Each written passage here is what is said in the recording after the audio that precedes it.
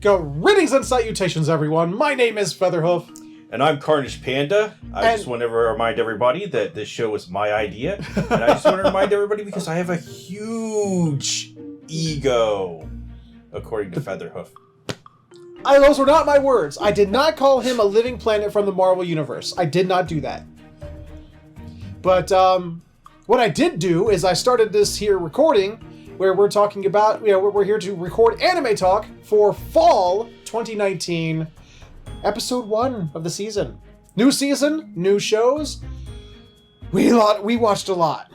We watched a lot of shows so that you don't have to. I'm going to be honest. This season it's going to be a little hard to It's going to be a little hard to pare down the shows. Mostly the comedy shows. Because there's every single one of them. They're all so funny. Oh, but it's oh my gosh. So right up front, this is good. We're going to try. We may fail because we are the kings of tangents. We may fail, but we're going to try to be a little more succinct in our descriptions. We almost have to be succinct. Some word in English that I don't know how to pronounce. Succinct. There you go. Says the aspiring writer. Aspiring? I have done that. Sure. Just keep telling yourself that. It's okay. So our discussions of each show may be a little shorter than normal because we have a lot to get through. So buckle in. Even more next week. Probably. Actually, yeah, because a lot of shows didn't even start this week. Like Beastars. I wanted to watch that so bad, but you know what? I'm okay because a lot of shows this week were really fucking good. We might have discount Beastars. Comedy Beastars. Yes. But without further ado, I think we should get on to them. Yeah, I think we should because we have a lot to do. Yeah. So moving on. Since this is lightning round, we have to get through the shows as fast as possible without stumbling over our words like I'm prone to do. Well, I'm still the first show that still be as informative as possible as well. The first show is African Salaryman.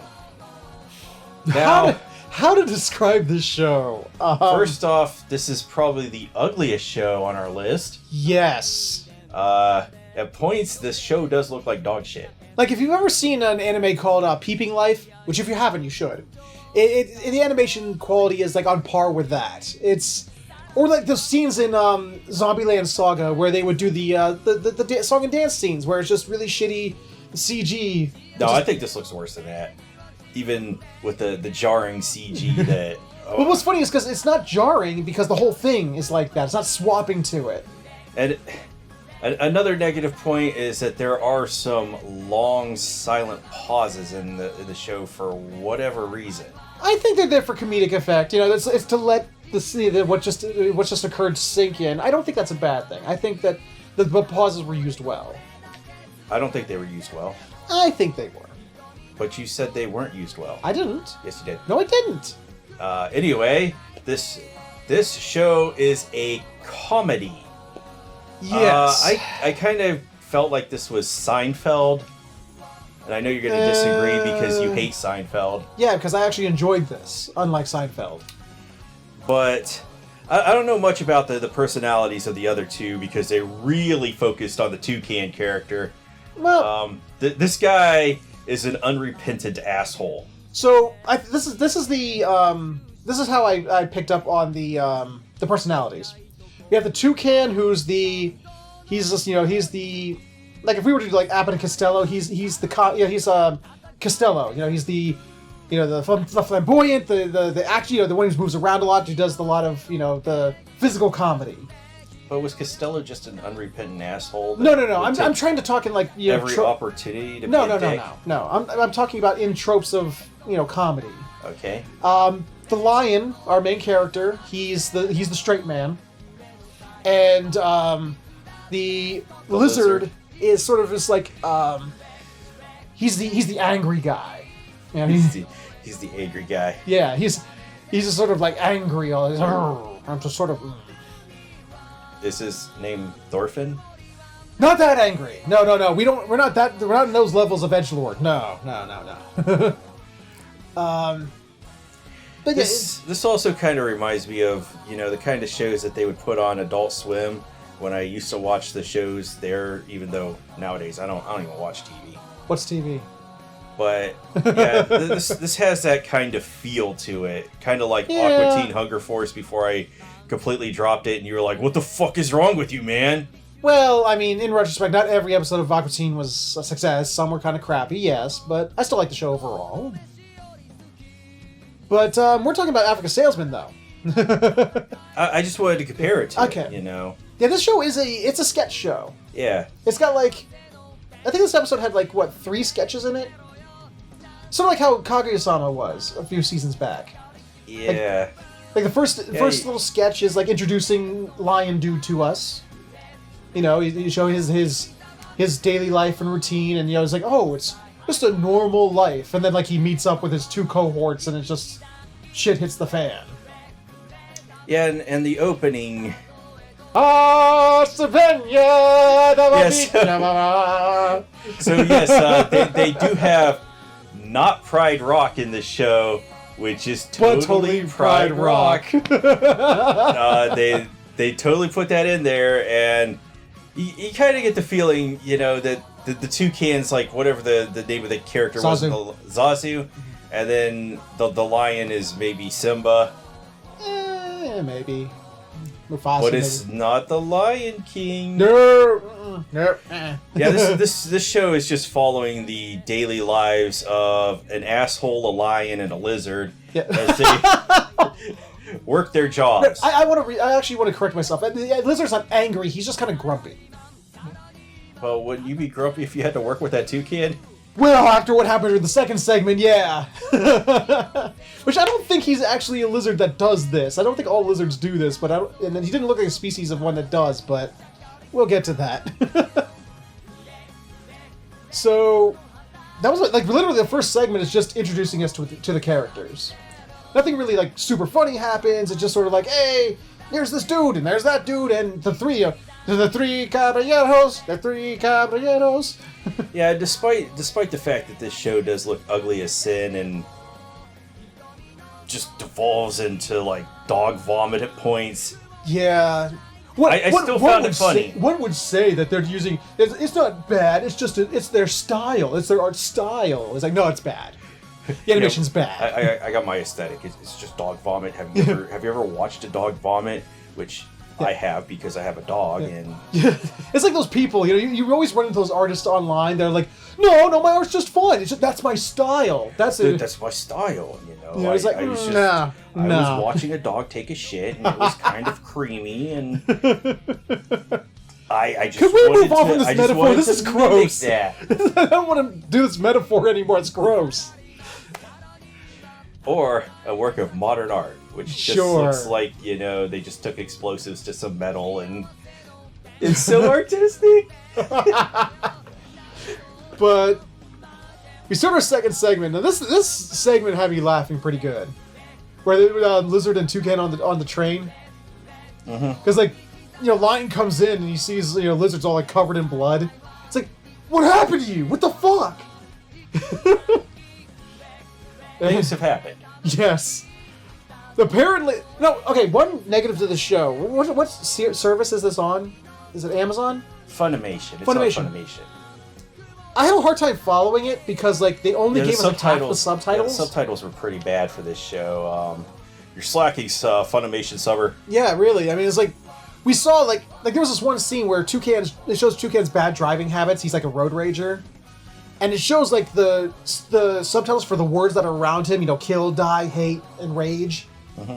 But we can clearly hear him saying something. A full sentence is happening. No subtitles to tell us what the fuck they're saying. Maybe I should cut this guy some slack because there's 55 shows airing this season. And, yeah, that's a lot of work. But I'm going to assume that what happened was he must have gotten his license taken away or suspended because he had to take so he had to take the train. Didn't he say the lizard was? No, wait. I'm getting that totally wrong because I live in America, and we put ourselves on the left side of the car. Right. And in Japan and other places, they are on the right side. So I think we're the only place that puts us on the left side of the car. No, we're not. Shut up. Yes, we are. Yes, delusional hoof over here. But, so on the train, okay, this is, so what is he, like, he starts talking about a conversation where he wishes he was a high school girl. Toucan, by the way. He's talking to Lizard publicly, loudly, in the middle of a train, talking about how he wishes he was a high school girl so that he wouldn't have to work because he could just sue people for false allegations of sexual harassment. It's kind of a joke in bad taste because they do have this problem over in Japan where it is heavily policed. Like, over here in America, you could probably get away with it, but in Japan, since they've got a very strict hierarchy and social hierarchy, whatever hierarchy. Okay. It's just frowned upon. You know, they have the Chikon, the train gropers, which everybody knows about. Okay. And basically, if you've watched any hentai, it's just a ugly bastard that goes around groping high school girls, and nobody wants that to happen. Yeah. So, two high school girls, a lioness and a gorilla, hear him make this comment and begin to falsely accuse him of sexually harassing them. And he's like, please, no, I wouldn't do that. And like he's like, you'll find that hard to prove. We're it's our word against yours. And I like Lizard. He's like, look, he's a salaryman. You know, he ain't gonna risk his fucking life and job and stuff like that for this, that, and the other. He's like, besides, this is what gets him off. And he grabs Toucan's phone, and I guess it's like there's a sexy cow site, and he's like, he's totally into MILFs. Yeah, so he's into MILFs, and I don't know the laws over in Japan, but, you know, showing porn to a minor over here would get you thrown in jail. But also, I think the Lizard Man does have a point, because Japan is one of those countries that believes in the 996, which is you work from 9 a.m. to 9 p.m. 6 days a week. Oh, crap. Which is just terrible. But wait, but later in the episode, they leave clearly at 5 o'clock. Whatever. I'm talking about how they actually believe. Oh, okay. No salaryman is going to leave at 5 o'clock. That's not the Japanese work ethic. Okay. Because for whatever reason, if you're working a ton of hours, you're a tough guy. Okay. But the girls still persist, so Toucan's brilliant idea to get away, because Lizard's a lizard, he's like, hey, I got an idea! And he grabs Lizard's tail and rips it off. And they showed from like the outside of the train. There's like blood splatter everywhere. He's like, no, quick, go while they're distracted by your tail! Yeah, I don't want to get too much more into the episode because we need to expedite this. Yeah. Since we have so many other shows to talk about. Well, this episode does have that running gag. Like, they literally keep running into those same girls, and they keep using the same way to get away. Yeah, he's like, oh no, not these girls again. I need to get out. I'm just gonna yank your tail off. Toucan is like, he's absolutely a pervert. He's a misogynist. He's all the worst aspects. Everything that you would expect in an asshole. Yeah. And he's just unrelenting in it. He doesn't apologize for it. There's even one scene where he's telling a story where he was he went with these other toucans to this date with college girls. Yeah. And at the end of it, the lizard's like, there was no point in that entire story where I felt any sympathy for you. It's like, yeah. Like, Lizard, like, I'm really starting to think Lizard is the surrogate for the audience. Like, it's like he keeps pointing out our emotions towards Toucan.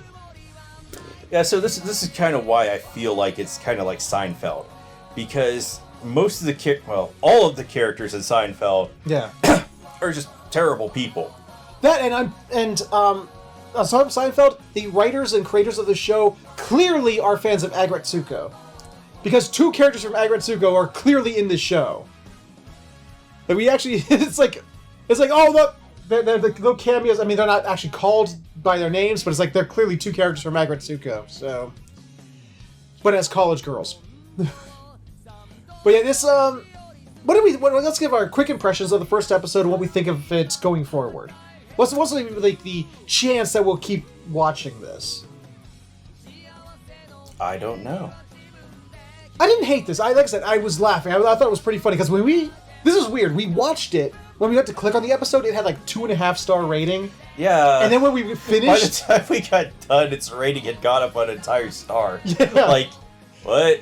Like, I personally, I don't go on there on any of these services and ever, rate them. Really? There is a service that I use, but I don't use, like, Crunchyroll. Okay. Like, they have rating services on there where you can rate them. They have comment sections, which are hilarious sometimes. Like, you'll go into some ecchi show and they'll be like, "This is why God does not love us." So I'm like, yeah. But I never comment and I never rate anything. Okay. But yeah, it's... I don't know about the show. Like I said, it's ugly as sin. It is definitely fucking ugly. But it's also at the same time quite funny. But if I were to and we haven't talked about them yet, but if we're going to compare them to other comedies we watched like today, I'd probably put it at the bottom of the comedies that we watched this today. See, I don't want to say we're definitely going to watch another show because there are other shows that we were interested in there that we weren't able to get to because they have not aired yet. Yes. And we may bump something out because we like it. But I mean, just the likelihood. Would you like this enough to keep watching? I do feel the same way you do because I feel like, since it's ugly as sin and a lot of the humor is adult. Yeah. Like at one point, the toucan talks about how he was fucking the lion's wife, and he was making gestures to reinforce that point. Yes. This show is not for everybody. No. I can see this being. I think the word people love to throw around nowadays is problematic. Yes, it's very problematic. Yeah. But yeah, that is African Salaryman. You need to correct this behavior and send these poor salarymen to a re-education camp over in China. Well, at least one of them. Or Russia. Just one of them. Just one of them. A certain avian one. A certain avian one is going to be... You can clearly tell this guy's either going to be sued into oblivion or in jail sometime in his future. He needs to be in jail. But, that was After Salaryman. I'd say at least give it a chance. Give it a look if you have the time. Just try not to judge it by its art. Just watch it for what it is. And with that, I think, any final thoughts? Nah. All right. We can move on. Moving on, then. So moving forward, we're going to try and move away from the point-by-points like we usually do and try and be a little more, like I said before, succinct. Because we actually did go pretty long on that one by accident because we just went into our normal way of doing things. My fault. I should have picked up. You were trying to move things along and I was doing it point-by-point. That was my fault. But next on our list is Azur Lane. I would say Azure, but they missed the E in it, so it's Azur Lane. This show is... literally, it's good that we're not doing a point-by-point on this one, because I couldn't. This was just like... This episode was like 22 minutes of like, here are these 30 characters! Introduce you all these 30 characters! And literally, I only remember 2 of them. Maybe 3. Like, there was the American Enterprise. These are the sexy voyages of the USS Sexy Enterprise. And the American Cleveland. And you can tell that she's American because she's wearing American socks. Straight up, they are American flag socks. They're red, white, and blue with stars on them. Yep. Yeah. And then the only other one I remember is Unicorn because she was just fucking adorable. Oh, Leffy. I like Leffy, actually. The one who's always She's sleepy. She's always so sleepy. Yeah, she kind of acts like we do. Yeah. Speak for yourself. But... This show... Where do you get this energy from never sleeping? I don't know. Let me go find some caffeine and I'll tell you. But this show, if I were to describe it, I'd be like, have you ever played a Neptunia game? Imagine a Neptunia game, only instead of like the girls representing video game consoles and companies, they represent battleships. Yeah, so we have... I would also describe it as cute girls doing murderous things. That is our subtitle for the show, actually. We were looking for shows to watch. All the girls are actually pretty cute. Yeah. And... From they actually range from cute to just like, ooh. Now, we do have a contrast here because we had two different shows. There's some fan service in this show. Yes, some, but it's not as bad as some of the other shows we watched. There's a lot of panty shots in this show. However, you could tell that the focus of the artists was their boob guys. Oh, that's right. We could... There's another show which we'll be covering soon. Yeah. This show was the fan service for the boobs. Yeah, so... Because every girl is just busting out of their shirts. Giant bazongas. Yeah, it's like, whoa! Jesus! I guess that's where they keep the battleship parts, when they absorb the battleships into themselves. Yeah, and... So, apparently this takes place post-World War II, but this is kind of where my history lessons get hazy, because I don't remember the part where we were fighting alien sirens. Yeah, I don't remember that. Yeah. Which led to Germany and Japan becoming, what do they call it, the Red Axis? Or something like that, yeah. The Crimson Axis, maybe, but... Definitely not the Axis powers, but it's when they totally the Axis powers. Fighting against the Eagle Nation and the Noble something or other, and that are the Alliance, the Allies. It's so we have the Allies versus the Axis. With some weird history. Yes, the world was attacked by alien sirens, so they developed the technology for Magical Girl Asuka to absorb battleships into themselves and become living battleships that are sexy and or cute. And well, I don't know if this show is going to become as edgy as Magical Girl Asuka. I don't think we're going to have any torture scenes or anything of the sort. We didn't know Magical Girl Asuka was either. There was no indications in that first episode that it was going to go that way. But at the same time, there was something that made us go, wait, what? So... Elaborate, please. What was the name of the Japanese warships at Kagi and... Koga and... Kagi and yeah, apparently the Nine-Tailed Fox Girls. Oh, they showed up. Oh God! I don't remember which one was which, but the one was just about to try to finger bang the other, and she was like, "No, we got to go kill these guys." And then she said, after they attacked, Enterprise came in to save the day, like the fucking white. It was before Enterprise showed up. No, it was after. I think I know where you're going with this. No, it was before she showed up because the giant wolf thing came out, and she's like, I'm gonna eat you. Oh, that one. Okay. And I was like, think of a different part. I was like, what exactly does she mean by that? See, that's not the part that made me go, whoa. The part that made me go, whoa, is when... And then afterwards, after Enterprise showed up, Enterprise shows up, and she's beating the shit out of them. She's got this really badass bow and arrow. And she gets up in the white wolf. I can't remember her name. The white nine-tailed fox. It's the fucking Okami from Okami. Yeah, and blasts her in the chest with 1,000,000 arrows and so she shoots the bow and arrow, and all of the arrows land right into the right to her tits. Yeah, the cleavage area, the chestal area. She's like, you can't have tits that big. And her reaction is, how dare you damage this body? This body belongs to my sister. Which at first I was like, did she steal this body from? And then it's like, no.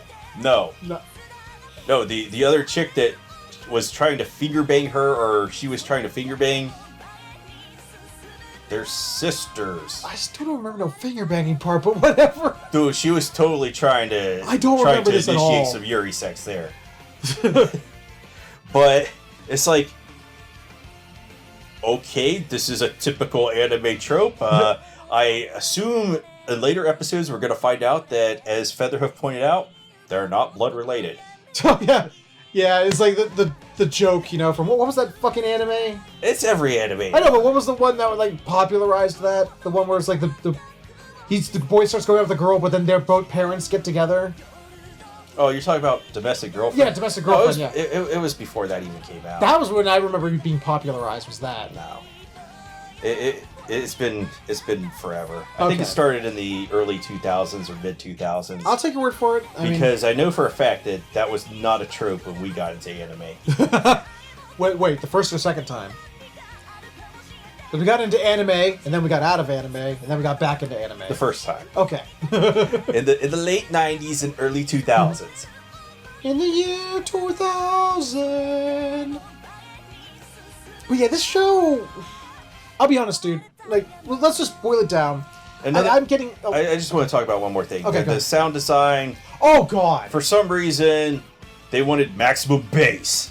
This is one of a couple of shows this season that... one thing, I thought they'd done away with this, because I haven't seen a show that's done this in a long time. Where it's like, the talking parts are like, okay, we're talking really low, okay, we're talking. And you gotta like, oh, turn that shit up, come on, can't hear you.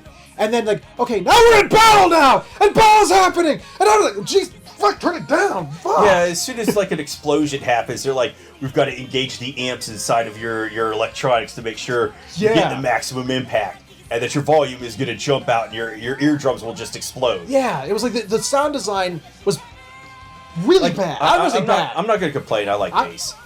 I would like bass, but the thing is, if it was equalized better, I wouldn't mind if I didn't have to go shit and reach for the remote to turn it down. See, I like bass. I just don't like the kind of bass where, you know, the guys will get the speakers in their car and they're like, oh, I've got to do the squeeze where I turn the treble all the way down and the bass all the way up. And then I turn the volume all the way up.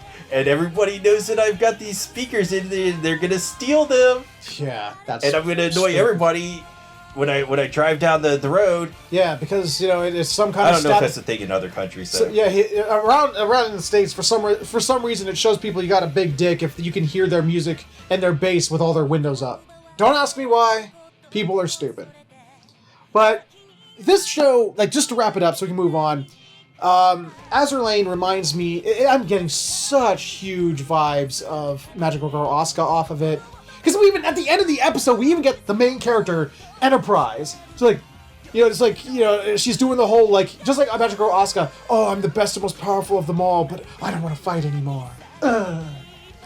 It's like, God damn it, we're doing this again. I don't think I got those vibes from it. But yeah, it's just like any of those other anime or shows where it's like, you know, they got the girls who represent some kind of thing, like a battleship or whatever. I think there was another anime where girls were represented as battleships, wasn't there? Kantai Collection. Yeah. So, I mean, it's just... I don't know.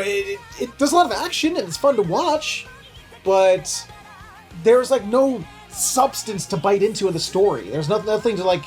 I felt there was nothing to hook. Like, there's no hook to drag you into the story. Like, whatsoever. Well, it's based off of either a gacha game or a collectible card game. It feels which are the same thing, basically, but there's not much story to tell other than, oh, we've got not World War II. We got not Axis and not allies that are totally Axis and totally allies fighting each other because they have a... Only it's because, like, what was it, like, the big conflict is... We say we should not use siren technology. We say we should use siren technology. We should fight. Okay. Yeah, looks legit. Yeah, that is literally the conflict. It's not an end of the world, save the world versus monsters thing. It's literally, we say we should do this. We say we shouldn't. Well, then we can only settle this on the battlefield.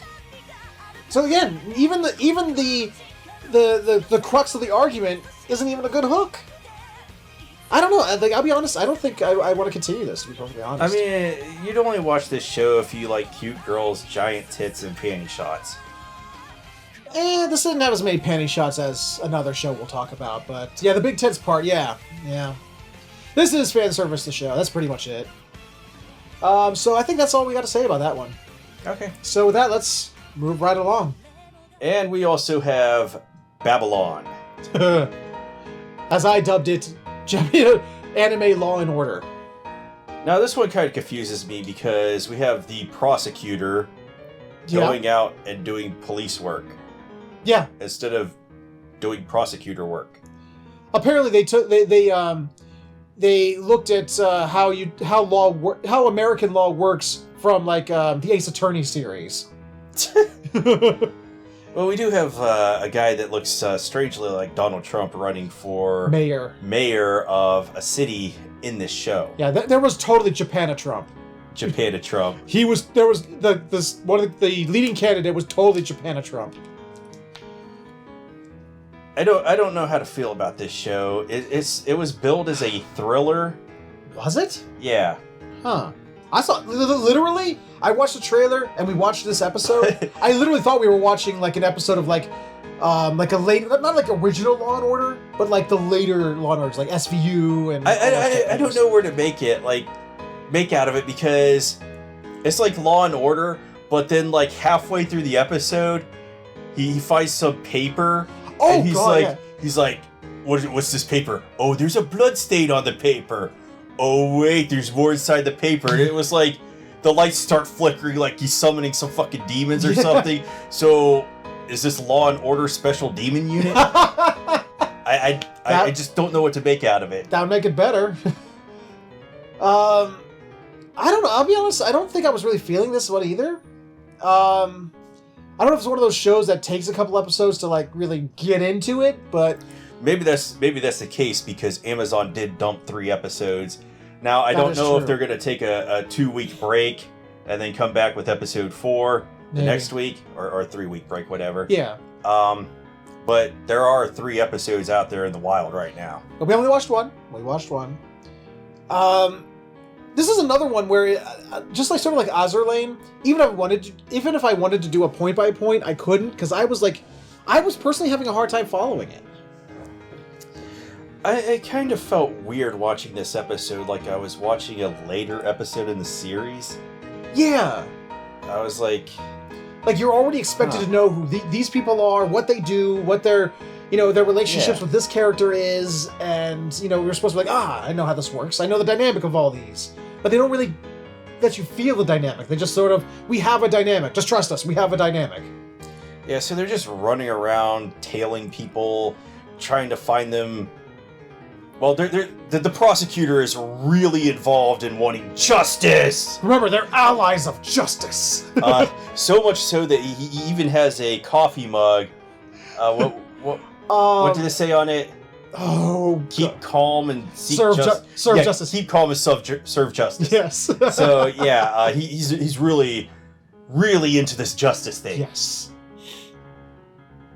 But I just couldn't shake the feeling during the entire episode that this wasn't episode 1. Yes, absolutely.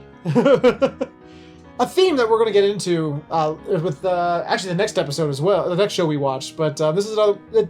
It definitely felt like we were like thrown into the middle of something. Except it didn't feel like we were in media res. It just was like, is this even episode 1? I don't know what you mean media res. That's where a story starts. Later, like you start in the narrative. Starting like chapter 10 instead of chapter 1. I see. Okay. I mean, this show, I think out of all the shows, this definitely felt the most grounded. This felt the most like this. I don't want to go there because of the fucking demon summoning in the middle of the show. That was just the lights flickered. It didn't really summon no demons. It could have, but it didn't. It was just used for dramatic effect. It was like I was playing Shin Megami Tensei, and then all of a sudden, there's fucking demons all over the place, and the world has ended, and I'm like, what? I'll be honest, this is the kind of show, I don't think it needed to be animated. I think they literally could have made a live-action police procedural drama. This didn't need to be an anime. We don't know that yet, because demons can still show up. There was no... You don't know that. You don't know that, man. I'm saying, just based on this episode, my first impressions, I don't feel that this is something that, it needed to be animated. And it's just sort of...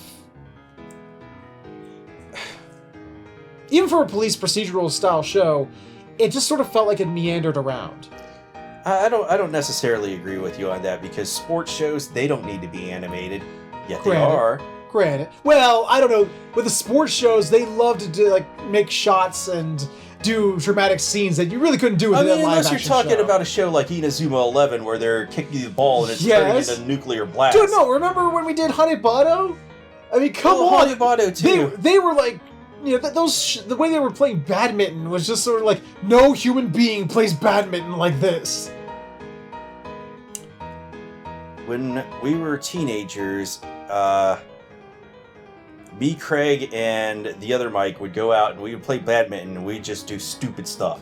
We would throw the racket out of our hands, and I don't even know if that's a legal maneuver in actual badminton matches. But we would throw the racket out if we couldn't reach it, and every so often it would hit the birdie, and the birdie would fly back over. Not every time, but it would happen. But I don't know, it just. Maybe it's just me. Maybe other people had an easier time following this show. This episode, it's like, hey, here's these characters, they're doing this thing, and it's over. Yeah, it's over because one of the dudes hangs himself, and we don't know why. Demon summoning. Yeah, he fucking demon summoning.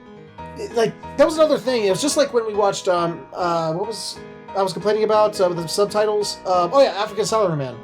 Like, there was a time at the end of the episode where he was, like, reading his phone, and it's just sort of like, you know, it's all in Japanese script, and I'm sitting there going, where's the subtitles to tell me what that thing was saying? They do subtitle it after the fact. Well, they subtitled the bottom of it, his signature of it. They didn't subtitle the whole thing, I mean. So I'm sure people who read Japanese were, you know, they caught on to what that said and what the scene was about way earlier than I did.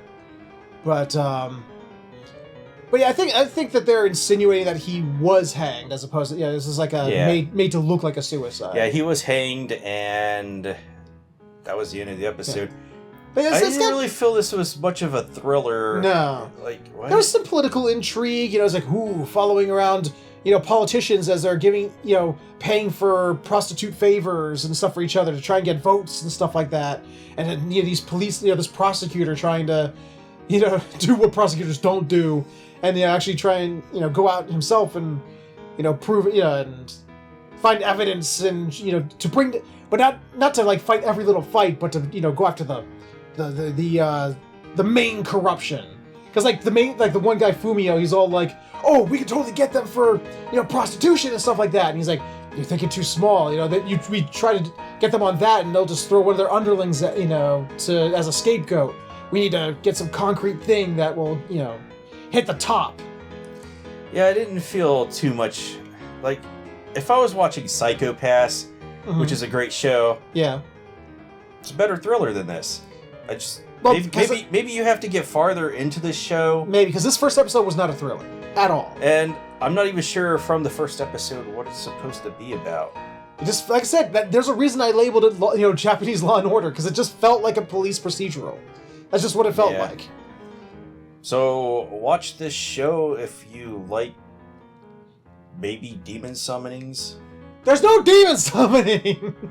That's why I said maybe. Okay. So that's what we thought of Babylon. It didn't have a good start. Didn't have a strong start. I mean, I'll give it this credit. The ending definitely made me kind of want to see where it's going. The ending of this episode. We've been here before. We have. I know. We talk about this show called Game of Thrones, where you just say, on board. Oh, what's going to happen in the next episode? Yes, I know. Even though I know I'm going to be bored. Exactly. It's one of those things. But we'll see what happens.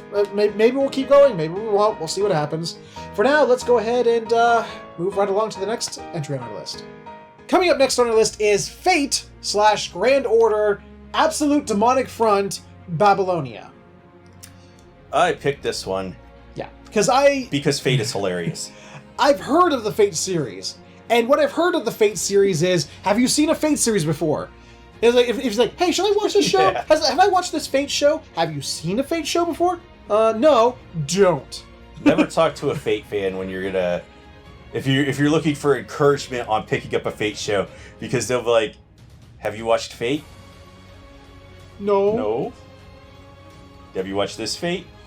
No. Then don't watch it because it'll spoil this one. But if you watch that one, it'll spoil that one over there. And it's like, what the fuck are you talking about? Also, I find Fate hilarious because King Arthur is a character in this show. Yeah. Well, not specifically this one, but... No, they do show King Arthur. Oh, that's right, they did, for right a brief second, yeah. But in Fate, King Arthur is a character, and King Arthur is gender bent. Yes. So King Arthur is a woman, and part of the lore is... No, this is like, they gender bend, then gender bend again, to then re-gender bend. Yeah, so part of the lore is that King Arthur, or Artoria Pendragon, had the hots for Morgan Le Fay. And because she had the hots, she wanted to have sex with Morgan. Yeah. But instead of having some lesbian sex... No Yuri. No Yuri here. She's like, no.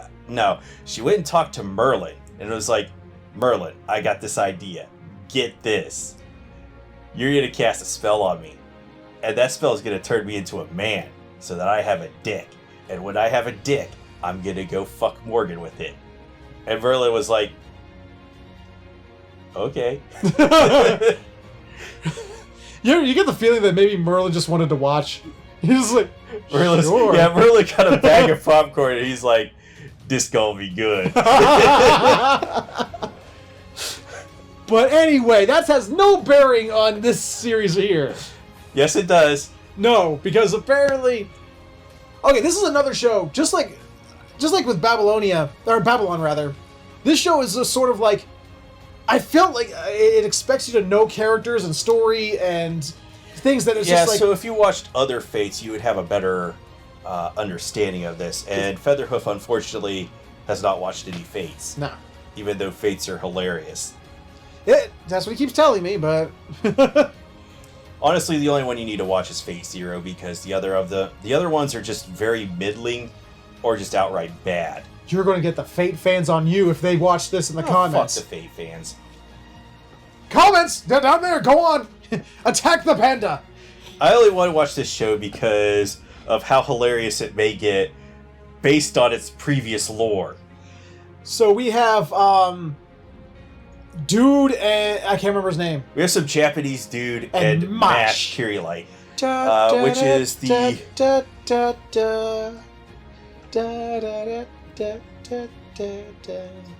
Anyway, they're going to have another Grail War, and so they send them back out to 2600 BC...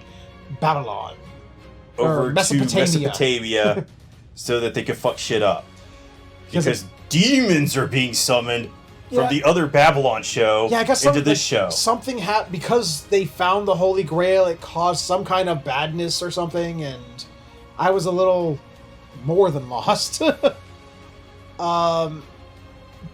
remember how we were talking about Azurlane, and we were like, "This is where all the boo people went." Yeah. Fate Grand Order. This is where the butt people went. Yeah. So before I get talking to that, I just wanted to say I took like 4 points. Out of this show. Please. First one, I think the background art looks gorgeous. Yes, I'll give you that. Second point, fantastic animation. Oh yeah, those fight scenes. Even though they're using a lot of 3D in this, it just flows so well. It did. With between the 2D and the 3D. Absolutely. There's one scene where Ishtar, even though she doesn't introduce herself, but I have I already know. Which one was this one? Ishtar, the girl that's like, yeah, I'm not telling you my name. Thank you.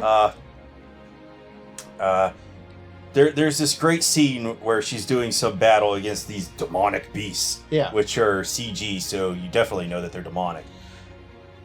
And the way they use the 3D to pan around and merge it with the 2D animation just flowed so well. It was like, mwah. Oh yeah. So this probably will have the best animation. Okay. I don't know if Sword Art's going to have good animation, but... I don't care. He doesn't care because he hates Sword Art.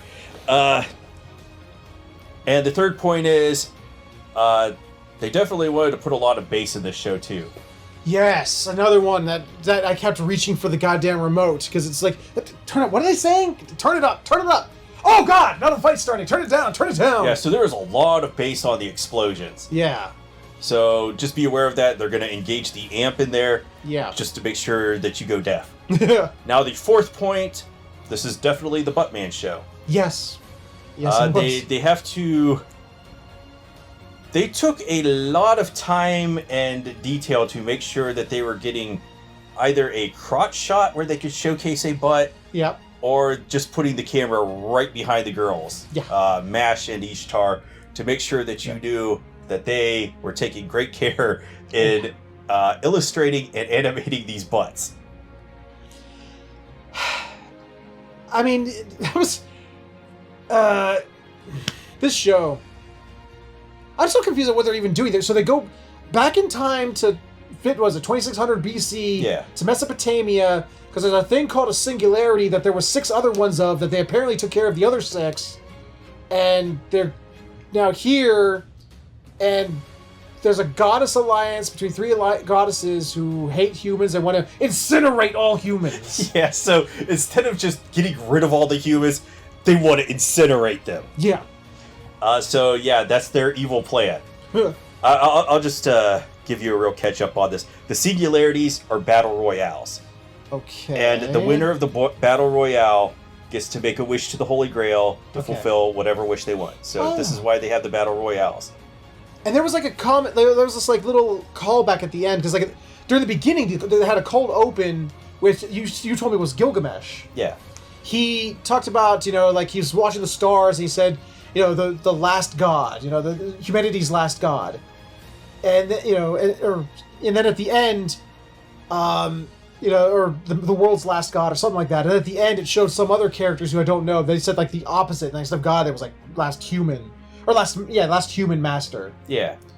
So it was. I was a little lost there, but I think it's probably because I never watched a Fate show before. But. You should watch them because they're hilarious. Well, let's talk about just this one though. I mean, we can go through all of them, but we have. I'm not going to go through all of them. I just wanted to insert. We have the King Arthur Dick thing, and we also have insightful lines like "People die when they are killed." So yeah, Fate, fucking hilarious. This show, okay. I mean, if I'm going to say, like I said, cons. If you've never watched a Fate show like myself. You won't know what's going on. There's apparently things called masters, and they do some things.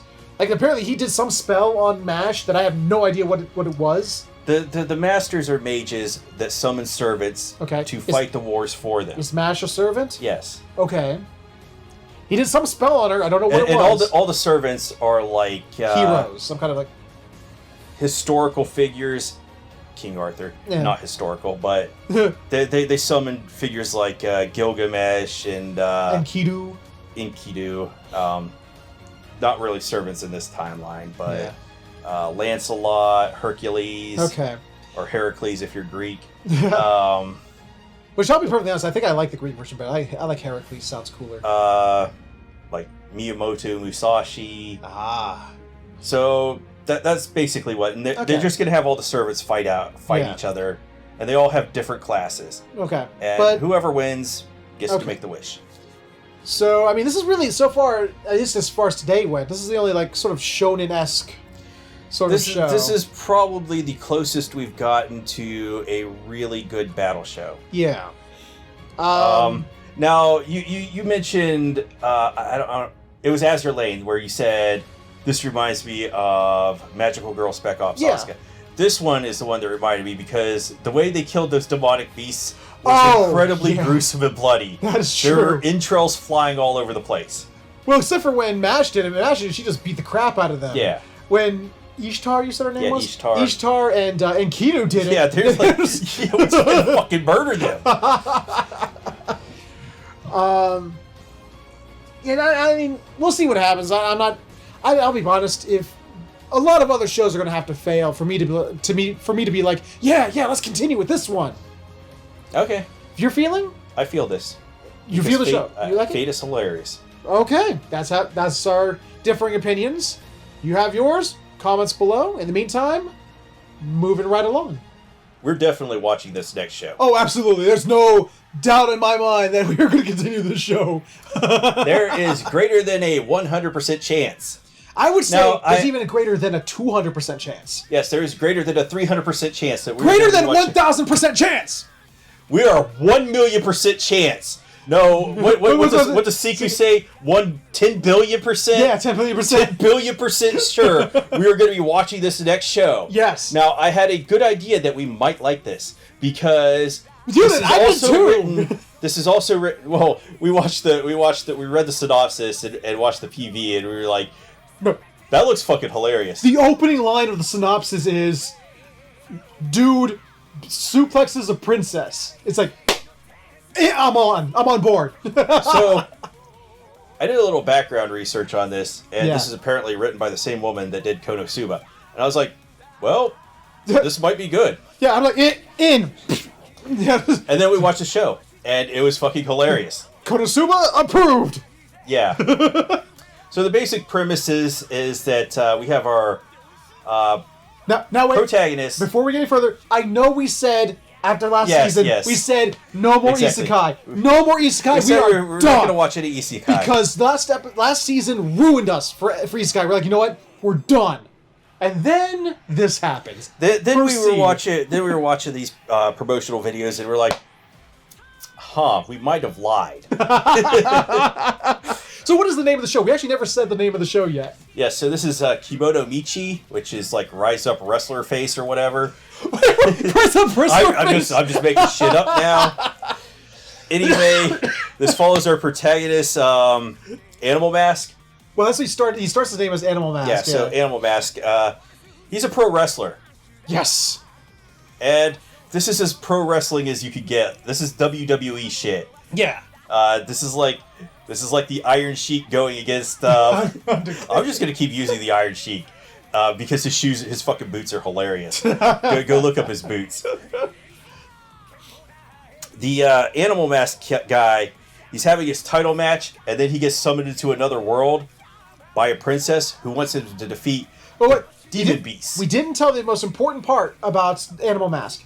Animal Mask, as he's introduced into the ring, is, in this corner, Animal Mask, the man who, a wrestler who loves animals a little too much. And he's talking about how, like, after he finishes, this is his final match, and after he pins his arch rival Mao, which is like Macadamian Ogre, Macadamia Ogre. He's like, and then I will quit wrestling altogether so that I can open a pet shop, so I can help animals and people live together in harmony.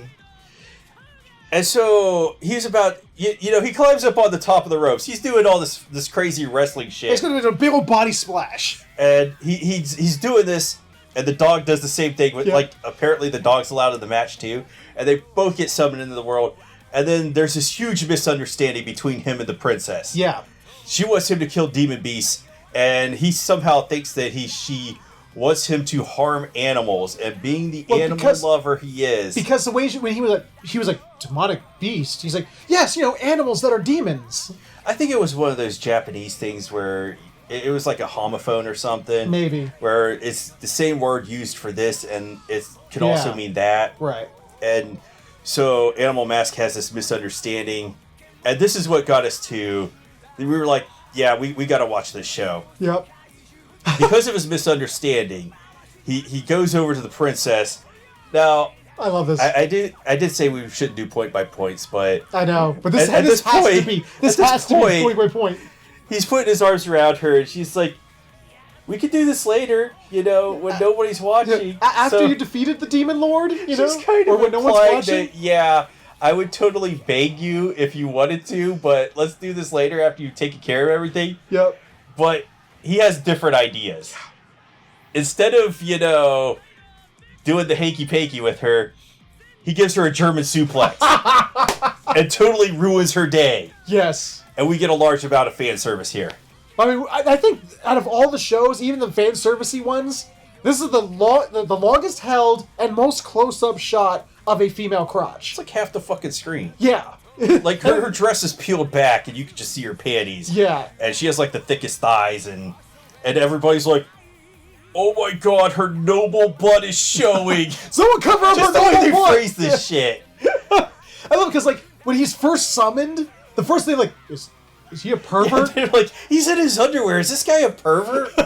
So they have this just running gag of everybody thinking he's a pervert because he's running around in his underwear. But he doesn't understand. He thinks that he's off-put by him because he's wearing a mask. Yeah, he thinks, oh, they're all scared of me because of the mask. It's impolite to talk to people while I'm wearing a mask, so I'll just take it off. So what begins is this great physical comedy adventure of him trying to run from the guards and run from people who are trying to attack him because he thinks of it's a misunderstanding where he's like, because they don't know what wrestling is. They don't know what a wrestler is. Yeah, they have no concept of a dude that doesn't wear clothes and walks around in his underwear and wrestling boots. The one other thing I want to touch on is the brother and sister. They're brother and sister. Are they?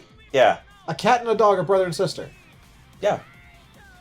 What? Because when she was trying to pull him off, she said, "Leave my brother alone." They must be adopted. Must have been adopted brother and sister, but okay.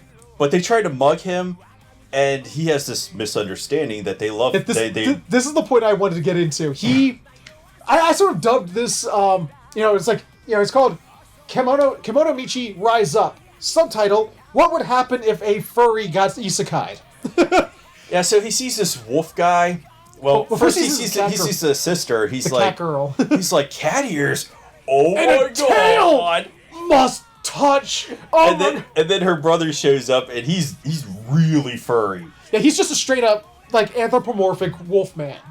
And he's like going after him. He's like, the wolf man's like, "What, you think you could take a beast man on? I got you." He's like, "Oh, you're called Beastmen. Oh, I love all animals. It doesn't matter what gender or species or anything they are. I love all animals. Come here, you!" So he does some wrestling move on him, and this wolf man drives him. He goes into boom. This wolf man is clearly uncomfortable. He's like, "Oh my god, well, he's trying to rape me," and he's like, "No, literally, this is like if you were to walk in on this, it's like walking down the street, like." Oh my god, what is going on? The words he's using, he's like, "No, give into it. Give into it. You'll like it. Come on, you know you're going to like it. Where is it? Where's the spot? Where's the spot?" Until finally he finds the spot, just starts scratching his belly. He's like... Meanwhile, his sister is pulling on his wrestler underwear, and it's like almost exposing his ass. And she's like, "Get off of him, you freak!" And the wolf brother sitting there like, Which later they show the wolf brother taking a shower like he had been violated, swearing his vengeance against him. And he saves a wolf girl, wolf girl in the sense of cat girl, it just has a wolf ear and tail. And, this wolf girl kind of felt like an analog of Aqua. Yeah, absolutely. I was like, that's totally Aqua. But less, even more useless. But instead of the wrestler guy, Animal Mask, who just after he takes his mask off, it's like Genzo or something like that, or Genzo or whatever. We always have a problem with names first couple episodes. Instead of being like Kazuma, where he's surrounded by these three girls who are just really eccentric. Yeah. I'll use eccentric. That's a good word for it. Yeah. Kazuma can't stand them. He's like, "Oh my god, it's flipped script here. Idiots." It's a totally flipped script. Everyone is like, that's just the Genzo's a fucking idiot. We need to keep away from him. We need to keep away from this guy. This guy's a pervert. Yes. But all I gotta say is this show is fucking hilarious. My favorite part is he gets and again, we should be doing a point by point, but he tries to get a job at the Adventurers Guild, and dude busts in, he's like, our total party got wiped out by Cerberuses. He's like, "Cerberuses? I will help." He runs out, and just these poor Cerberuses. Long story short, first off, I love the animation when he's fighting the Cerberuses.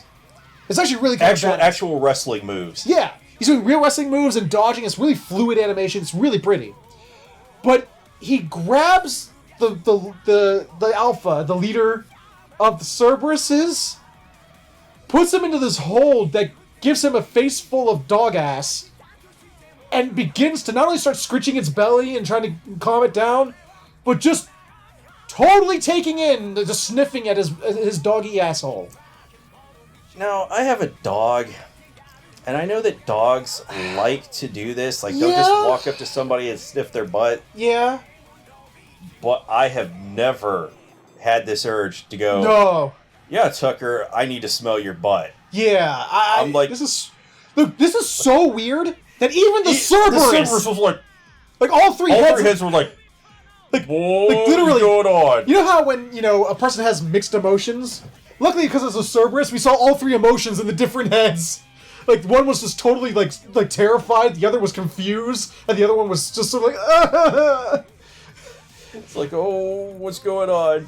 Yeah, and it's all to, like, it's like, so the other Cerberuses will warm up to me if I warm up to the leader. We're kind of making him sound like a rapist. He literally is! He's like, the only thing he's not doing is penetration, but he's, like, totally, grabbing these people and not exactly... This is non-consensual in any way, shape, or form. He's giving everybody the bad touch. Except for the wolf girl. Do you notice that? He never even bothered to touch the wolf girl or even try. He tried to touch the cat girl. That's because she slinked away before... Or actually, you're talking about the other one. He tried to go after the cat girl, but then stopped when but never actually tried to go after the wolf girl. Even though he wanted to, because he is like, is that a wolf? Even though the other guy was definitely a wolf. Yeah, it's like, I've never seen a wolf. I was like, you just molested a wolf guy. You just molested a wolf. What are you talking about? You never saw a wolf before. What? But, and then it ends with just also an Ant-Man. Yeah, Genzo. It might be Genzo. I don't remember exactly. It's definitely not Gendo. He was not going, I'm gonna molest this wolf girl. Oh! Evangelion. Okay. Took me a minute. So, got it. Him and the wolf girl are sitting there discussing how they're gonna open their new business because everybody stole the other wolf girl's business, according to her. Yeah. His goal is to unite man and beast man. Yeah, man and beast man. And she's like, I'm in. And he's like, all three of us will do this. And she's like, what? But no, he's like, all three of us, including the name of his dog. I remember the name was Kimiyachi or something like that. He's like, and then he corrects us like, oh wait, I mean all four of us. And she's like, yeah, of course. Wait, all four of us? What? And it pans over, and there's just there's just a fucking giant ant sitting at their table taking a drink. A big old anthropomorphic ant. You're like, what? But it's like, that's human size. Like, just straight up, it's just sort of like, and just sort of turns and looks at her like, what's up? So yeah, probably gonna be the best comedy of the season. Oh, absolutely. I'm definitely sold on this show, and we'll definitely be covering it next week. I mean, I think my favorite part of it is just how Genzo he's so innocent of mind. He just wants to pet everything that's furry. He's just like, I want to touch it. Oh my god. It's like when you see a puppy at a store. It's like, oh, I want to pet the puppy. He sees that in everything. The only problem is these puppies are, human intelligent. So they're like, get the fuck off me, you freak! So join us next week. Will the Wolfman get his vengeance? I hope Will not. this show be hilarious? Yeah, I absolutely think it will be. Will we continue watching it? Yes, absolutely. So with that, let's go ahead and, as much as I don't want to, I want to just spaz about the show forever. Move right along. Move along. Next on the list is Oreski, or Are You the Only One Who Loves Me? That's how it was? Yes. Okay. At first, this was not on our list. This was one of those, we watched the trailer. I was actually violently opposed to this one. Because it looked like a harem. Yeah. Now, that's not to say all harems are bad, but it's just one of those, you see those genres. As I got farther into reading the synopsis and watching the promotional video, yeah, I was like, this is not a harem, is it? No. So I gave it an off chance and watched it, and then I was like, hey, Featherhoof, we should watch this one. And he showed it to me, and I was like, the number of comedies is adding up here, but... all comedies all the time. This is kind of fun. So the premise here, just real quick, premise is, boy apparently has been pretending to be a nice guy.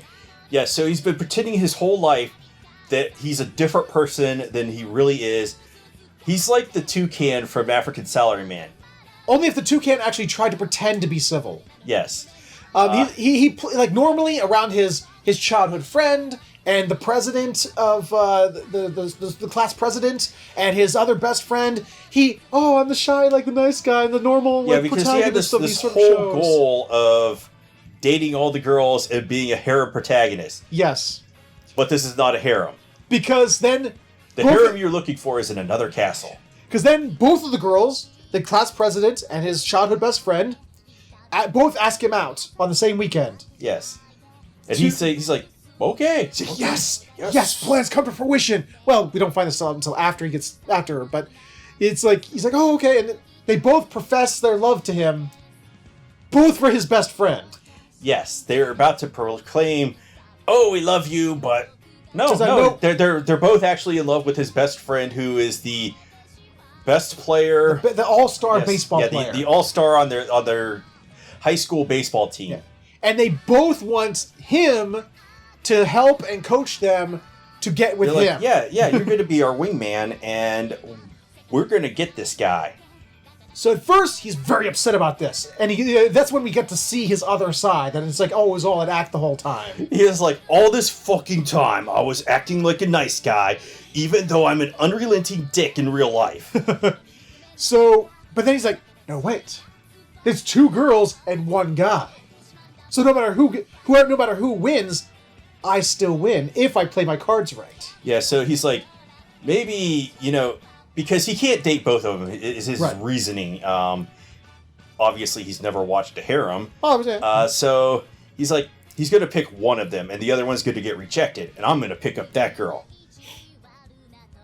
That's his thoughts. Isn't going to happen, but... It could happen. Because his best friend is the actual harem protagonist. Yes. And he's going to have all these girls around him. So he decides to help both of them. Yeah, in an effort to screw them over. He actually tells both of them. Yeah, he's like, the other girl came up to me with the same proposition. And they're like, what? Aren't you on my side? It's like, I am. In fact, I'm on both of your sides. Both your sides. It's like, it's up to you to clinch the victory, but I'll help both of you. So he continues to do this, but the thing is that both these girls are like clingy as fuck. They want his advice all the fucking time. So he he wants nothing to do with them. Yeah, because he's just pissed. He's like, all the fucking time. And then he's like, he seeks solace in the library, where we meet the real girl who likes him in the show. Yeah, so she reveals to him, I know your secret. You're not actually a nice guy. You're a real dick. And I like guys who are dicks.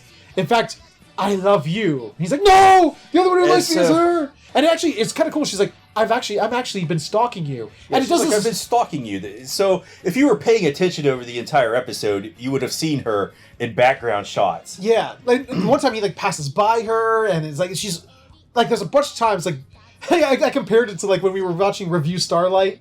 It's like, find the pink dot. Yeah, so she sets it up so she had been spying on him each time one of the girls had confessed to him. Yeah. So she sets it up exactly like that. Since he had been on a bench each time, she had ordered a bench from, not Amazon, to put in the library. And it's like, let's go sit on the bench. And he looks over and he's like, what? And that's where they play. This is where they put in the totally not Imperial March from Star Wars. But totally is the Imperial March. As he goes over and sits down, and she follows him, and she's doing some evil scheme like she's Palpatine. Yeah. I love it because he tries to play the nice guy, his nice guy role. He's like, oh, I don't know what she means. He's like, stop it right now. Which, do we need to protect her smile? I actually took a screenshot of this, and we'll put it right here. Don't forget to send it to me this time. I may or may not have already sent it to him. Here.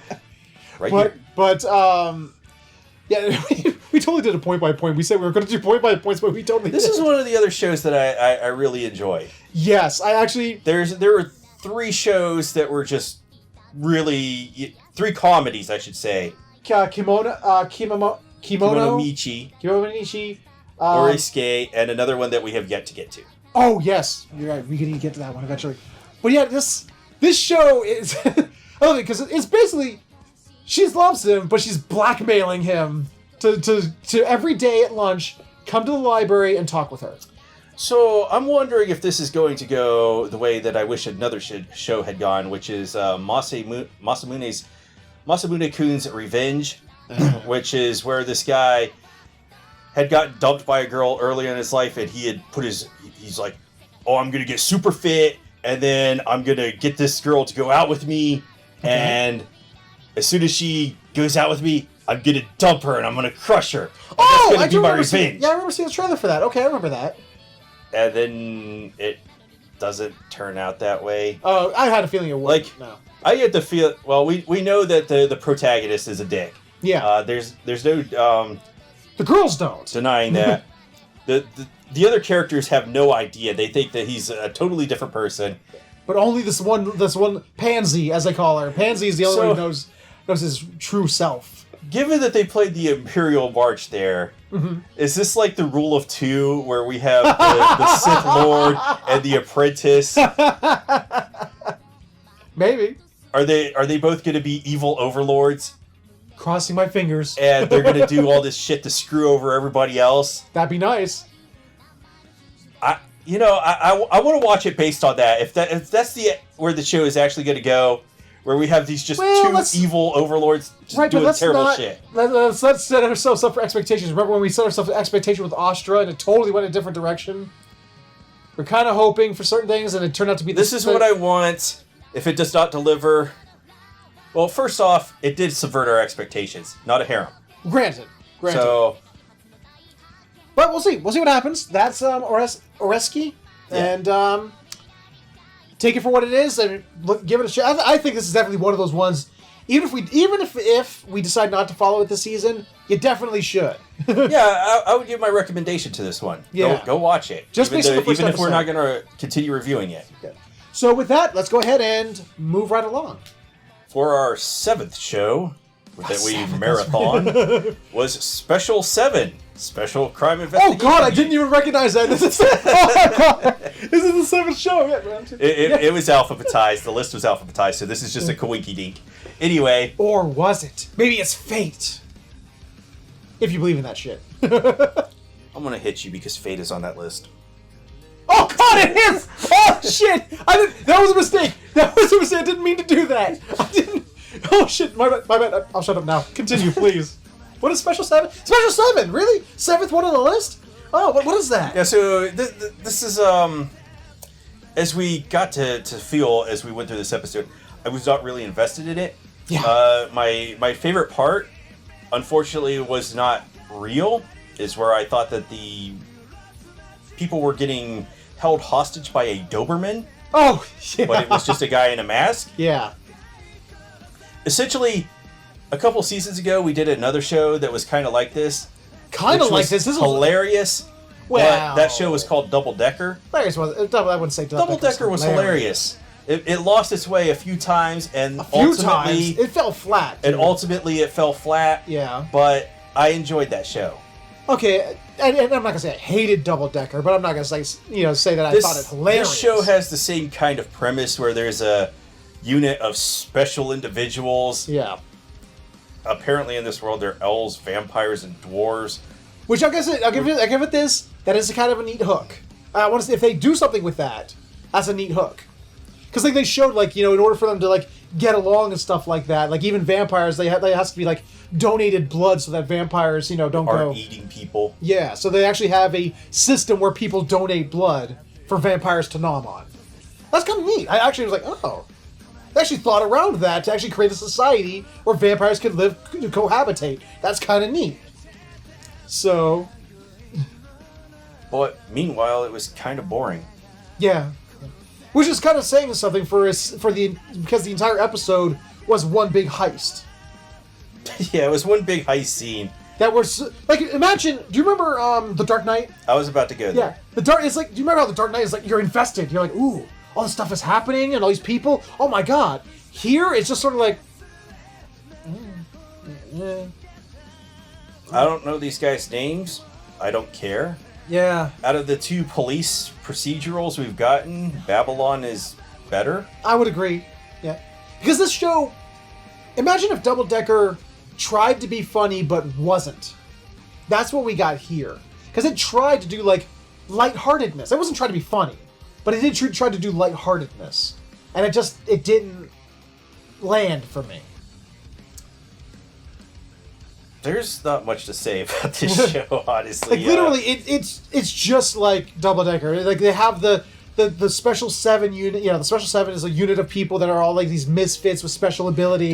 Didn't they have some? There's the vampire samurai. They called them chick. double deckers and double deckers. So. Yeah, there was the vampire samurai chick. There was I did not like this chick because she's running around in high heels, and I like to disqualify shows based on the shoes that people are wearing. So, based on the high heels, I think that we should drop this show. Well, let's be honest. I cannot suspend my disbelief. Let's be honest. This is probably going to be a show we drop, even if it wasn't for that. There's actually a lot of other really good things. I cannot suspend my disbelief over some chick doing backflips in kung fu with a katana in high heels. Come on, we've suspended our disbelief on that before. We've watched shit with stuff like that. No, I cannot forgive them for the shoes. Cannot forgive them. I'm not gonna give crap for that. I will. Then we got the little girl who's like the the technophile, and she like loves all the tech, and she's got the like really smart and stuff like that. Then we got we've got the stereotype, the one-eyed super sniper. Having one eye makes him see better. Apparently, he has 4.0 vision. What the fuck does that even mean? Yeah, I was confused by that line too. And then we got like, is that his GPA and he just got it mixed up? Just like with Double Decker, the secondary main character, Derek, I think his name was. Yeah. He's all like, he's really good at what he does, but he's sort of just kind of like a laid back jerk. He's just like sort of like, whatever, sort of kind of guy. Mm-hmm. Then we got the young enthusiastic rookie guy. Yeah. And we got what was the guy who was driving the car? Does he even fit into a trope? Has he fit into a trope yet? I don't know about that guy. Yeah, that guy didn't go into. And like literally, when they showed their director, the head of their department, I was like, that's what I said. This is Double Decker. Yeah, so I was going to tell that to Featherhoof, but he beat me to the punch. I was like, oh my god, it's the head of the department from Double Decker, only not as flamboyant. Like literally, if you took Double Decker and you take like the contrast scale, the color scale, and sort of turned it down so there's less color, you got this show. Removed all the comedy. There's another police drama or whatever that we're gonna watch that hasn't aired yet. But so far, out of the two that we've watched, I'd say if you're gonna watch one, keep Babylon. Drop this one. Yeah. Well, I mean, I was kind of excited when we were reading the description of it. It's like this guy. It did look interesting. Like this guy named Nine, and he wants to like gain the power of dragons, and it's like, ooh, what is this? Yeah, all right. Fuck. So we got this show that was supposed to be cops investigating dragons. There wasn't any fucking dragons in this episode at all. And they mentioned this Nine character one time. Like, I can imagine that there might be dragons based on the fact that there are elves and dwarves and vampires running around. Yeah. So, therefore, maybe dragons are around as well. Yeah, and it was one of those things, because they had these mythological creatures, I was hoping for something more along those like more like they're going to fight some like bad guys. They're going to be like werewolves or, other like things, But, because like dragons. I don't feel like the fantasy thing works inside of a metropolitan area. I don't know. I think it could. I think it's possible. And I say that after having watched Copcraft. So I'm obviously full of shit. Yeah, really. Shut the fuck up. Shut the fuck up. What do you know? I haven't even watched Copcraft, and I know that it can work. So Copcraft's story is good, even though it has bad animation. You mean no animation? This show, bad. Maybe average, actually, because I actually watched a bad show that made me hate life in the living recently. What show was this? I'll get to it next week when I cover it. Okay, all right. But I think that we've said all we can say about Special 7. Yes, we'll probably never be covering this again. Nah, we're probably before we we could try and make some excuse like, oh, it has a good premise. Why don't we because we did that to ourselves with the Mama Isekai last season. Oh, it has a good premise, and it's kind of funny the first episode. This turned out to be hot garbage. And I have a feeling if we tried to make excuses to watch Special 7, we would go down that road. Yeah.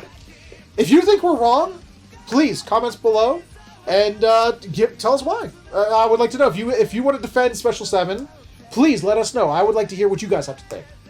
In the meantime, we have one more anime we want to talk about, and I really want to talk about it. So let's move right along. And finally this week, we watched, if not, this is my second favorite show we watched today, is Welcome to Demon School Iruma-kun. I'm just going to preface this with, I went in with zero expectations. I assumed afterward I would probably hate it. Yeah. But I didn't. Yeah, and this is, I will mirror that. This is one of those shows where it was like, well, we kind of need to sort of mix things up. Let's see what this is like. Actually, there was one thing I hated about the show, and that was the opening. Yes. With the shows that actually did have openings, not all of them did. Yeah, so usually we get openings during in the week 2. Or during the end credits. Yeah. This one showed the opening and the ending. Yeah. This opening, terrible. Ending wasn't bad, though. I like the ending. I'm not saying it was hype or great. It was okay. I liked it. This show has possibly one of the worst setups. Like for this poor kid, poor Iruma is like poor. It's like he's 14 years old. His parents are the worst parents alive. They force him to work for them because they won't work. And then while he's working on like a fucking tuna ship. Yeah. Because of how lazy they are. Yeah. They actually say Iruma's parents fucking lazy. Yeah. He has to do the work. So he's ship, stuff happens, and the frozen tuna are about to fall on him and kill him, and then time freezes, and we're met with, what was his name again? Not Dio. What was the name? It was like a totally innocuous name. It wasn't something you would imagine for a demon lord, but it was like Frankie or something. It was like some kind of some bourgeois name. Yeah, Frankie is a bourgeois name, really? It is now. I'm pretty sure you meant bourgeois, but I mean, sure. But this is old man. An old man. He just saves him. I don't speak French, so he saves him, and then puts just a sign on it that says "sold." He's like, so what? Iruma's parents had sold him to a demon lord. Sold his soul. Sold his soul. I never understand how things like this work. Like, what was that show? With Hyakimaru Dororo. So I don't understand how the parent sells the soul of somebody else. I don't understand how that works. How you can sell the soul of somebody else? That's kind of weird, but they do. It's like, oh, my son was a possession of mine, therefore I could give you his soul. Well, actually, in Dororo, he didn't sell his soul; they sold his body parts. Well, it wasn't theirs to give. Granted, but still. So it's at first it's all like, oh shit, poor dude's like, he got his soul sold to the devil, and he's like, and he's going to hell. He's being dragged to hell, and he's like, oh no, not the netherworld, shit, what do I do? And then he's like, oh no, what the hell, what's gonna happen to me? And then it shows him on a plush chair, cleaned up with like nice clothes on. He's like, please be my grandson. And he's like, the fuck? He's like, what? You mean I have a choice in this? I thought I was sold to you. He's like, okay, I get a choice? He's like, please, just, like, I need your help. What's the 3 phrases? Please, I need your help, and so anyway, this would mean a lot to me. And he says all 3 of these lines. Iruma is given a choice to be his grandson. However, it's revealed that Iruma never says no to anybody. And like the 3 words that will trigger him into helping you are, please, help, and this would mean a lot, or something like that. And the demon guy said, the demon he checks us off every single box. and Iruma's like, okay, yeah, I'll do it. But as a matter, he's all celebrating. He's like, as a matter of interest, what would happen if I would have said no? I'd eaten you. He's like, yeah, I would have had you for dinner tonight. So good thing you said yes. So he gets enrolled in a demon school, and at first his first day of demon school, and and his now grandfather, who's, I wish I remembered his name. He's all like, at first I love it because he's like, now I can like brag to my friends. What were like Bazzi and Levy, like, which is obviously is like oh, that was those demon names. the QT version of actual Demon Lord names. Yeah. But I can't pull them off the top of my head. But you can probably parse it out. But he's all like, so, wait, but if you said you would eat me, do demons eat humans? And like, don't worry about that. And he's like, you know when a team wins the Super Bowl and they Gatorade dump the coach? That's any sports team. Well, yeah, but that was making a specific... Just Gatorade everywhere. Yeah. He Gatorade dumps him with the perfume. He's like, now you want to smell like a human! Nobody will want to eat you. And he's like, he's in the first day of school, or the initiation, or the...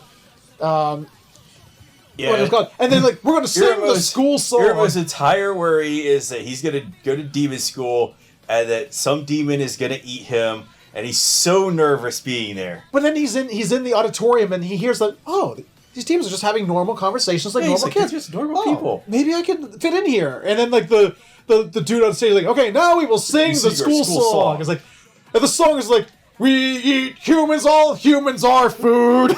That's all they are to us. We're the best because we eat humans. And he's like, oh shit. This is another one we're going to have to do a point by point, because there's one of these parts, because I love it, because... And then it turns out that his grandfather, who is like going to be the future Demon Lord, is the headmaster of this school. So director. He's kind of evil Dumbledore. That's the perfect analogy. Yes, absolutely. But not only evil Dumbledore, but sort of more like more of an asshole too. Because like he like takes a picture with Irma. Yeah. On his first day of school, but then like just like displays it like, hey, my son Irma. But he's like, hey everybody, my grandson Irma is going to the school now. And here's a picture of him. And the whole thing is that Irma wants to be invisible because he doesn't want anybody to notice him because he might get eaten. Yeah. But then the director, his grandfather, shows a big exploded picture of him. I'm so proud of him. Picture, copies of this picture will be sent to everyone by the end of the day. Make sure to like, subscribe, and like, comment, and subscribe. Yeah. So he's like so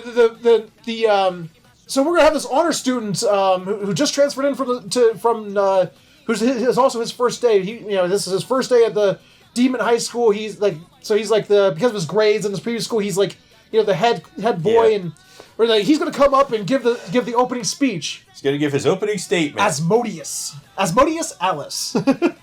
And he's like this, handsome boy, and he walks it up.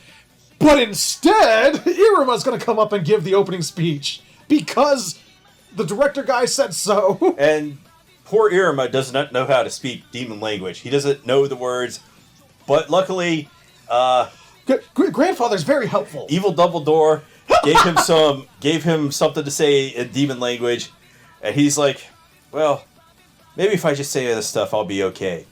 And so he speaks this, and it's an evil incantation. Every time he says one of the words, all the demons in his assembly are like, holy shit, man! Like, literally, what he basically did is if, you were, valedictorian, went up on stage, and just went,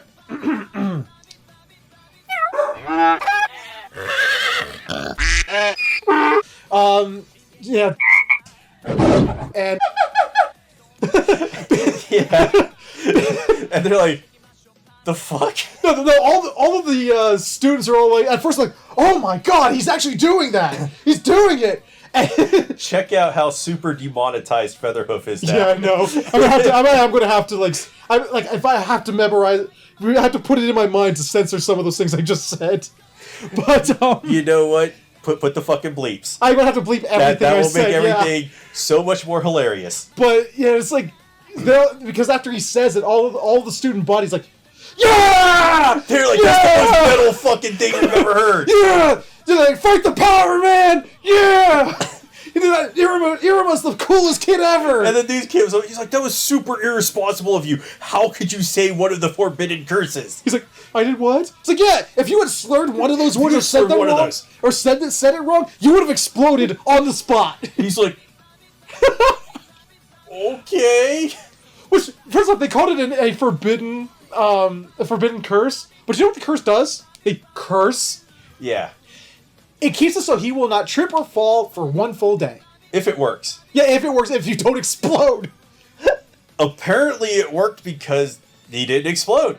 But at the same time, he also tripped and fell plenty of times. So, I mean, I was kind of confused by that.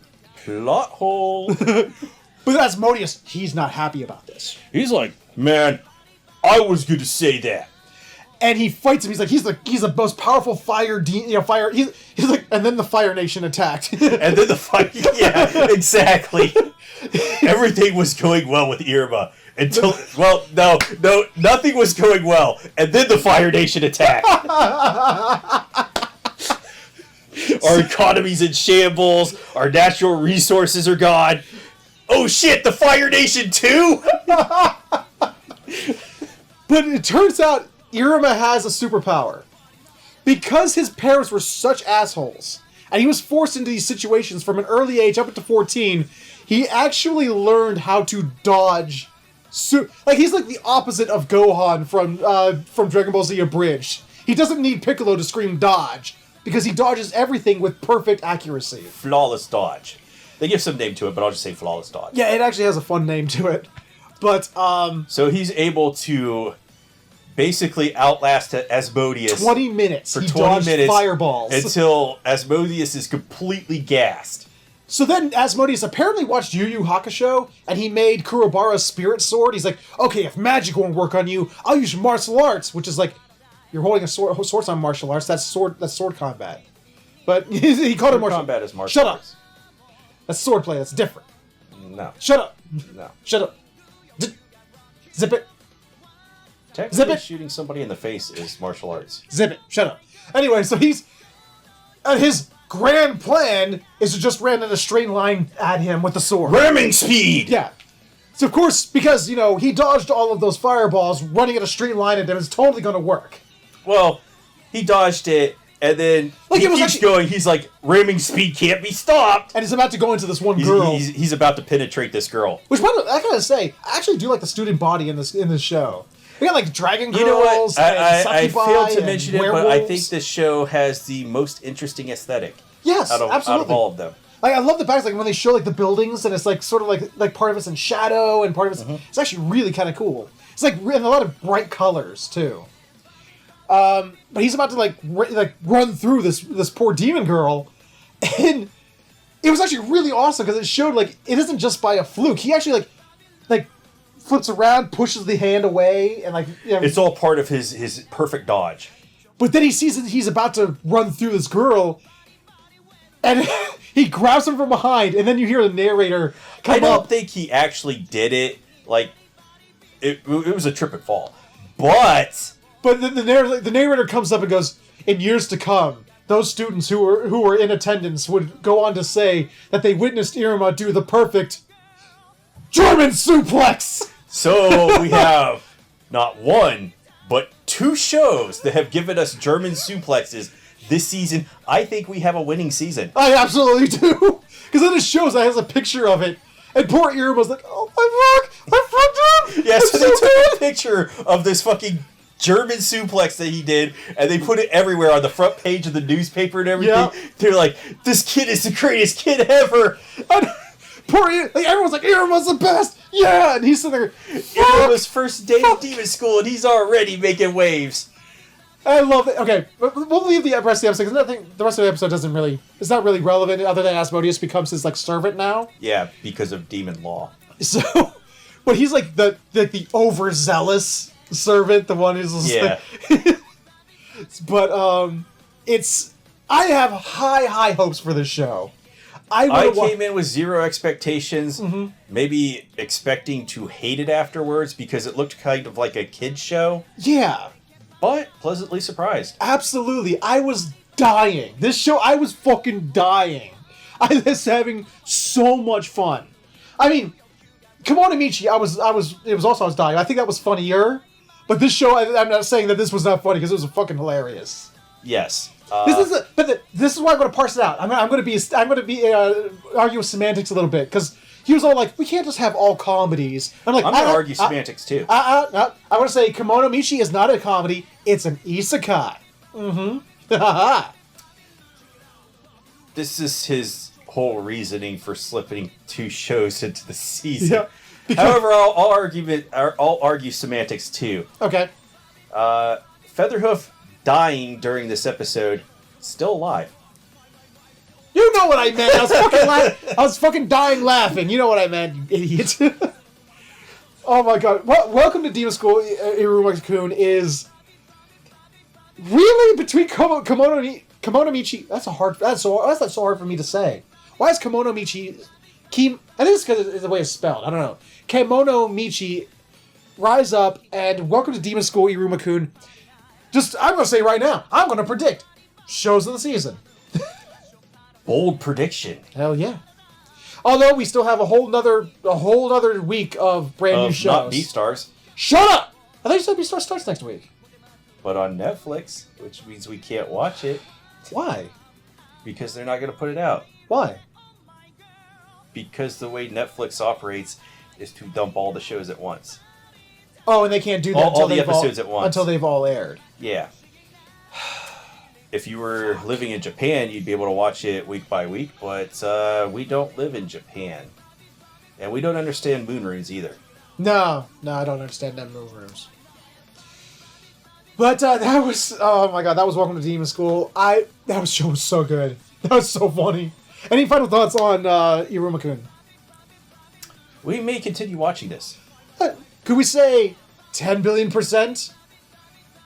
Maybe only 9,999,999,999.9999%. Okay, alright. That made all the difference, apparently. It did.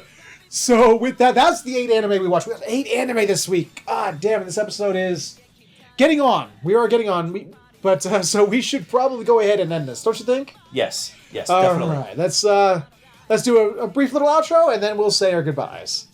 That was week 1 of fall 2019. You know what? I'm willing to say definitely shaping up to be a fantastic season. Yeah, we've got a bunch of comedy, a bunch of fan service, yeah, a bunch of disappointment. Yeah. I mean, let's be honest. We're probably not going to see Special 7. We're probably not going to see Azur Lane again. I mean, we're not going to continue it for the show. I think those two were probably... Can I say definitely definitely are not going to be returning? I think I'm 10 billion% I'm going to drop Special 7. Okay. Fate... We'll see where that goes. I know you're all about Fate because it's a great comedy or whatever, but... It is a comedy. But we have too many comedies, remember? Too many comedies. Too many comedies. You said so yourself. You can't have all comedies. But this is a romantic comedy. Where was the romance? I didn't see a single ounce of romance in there.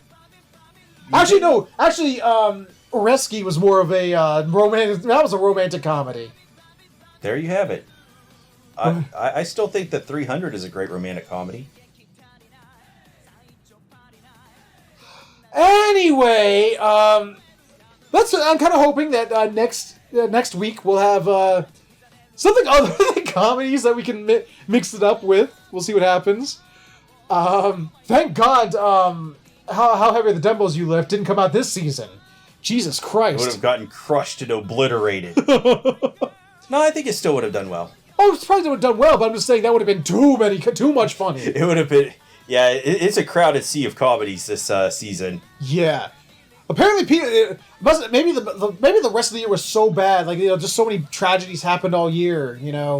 Like the Mommy Isekai that they need to help people laugh. Yeah. There's so much tragedies. We need to lift people's spirits in the fall. Mm-hmm. So we'll see what happens. There have been plenty of tragedies in anime. Yeah, Mommy Isekai. What was that? Angels of Death. No, what was that one? The dude who eats the demon meat, but then chases it with the holy water. What the fuck? That was Ari Ferreira. Yeah, I only watched one episode of that, and I was like, "This is god awful." The demon girl next door. There's been some that one was just boring. Yeah, there's been some tragedies, and every anime studio this season was all like, "We need to lift people's spirits a little bit." Yeah. So we got some good stuff coming. We're going to see how next week, because like you said, there's more anime to come. We just have to figure it out. And then we'll take so much anime we need to parse down. And hopefully we'll parse it down into our 5 that will follow this season. If you have any opinions on which 5 you think we should follow this season, let us know in the comments below. In the meantime, we're going to take off. Hope you had fun. Hope you had a good time. If you did, let us know with a like, comment, subscribe, share it, or you can click on the annotations for the videos we've done. Thank you so much for watching, and we will see you all next time.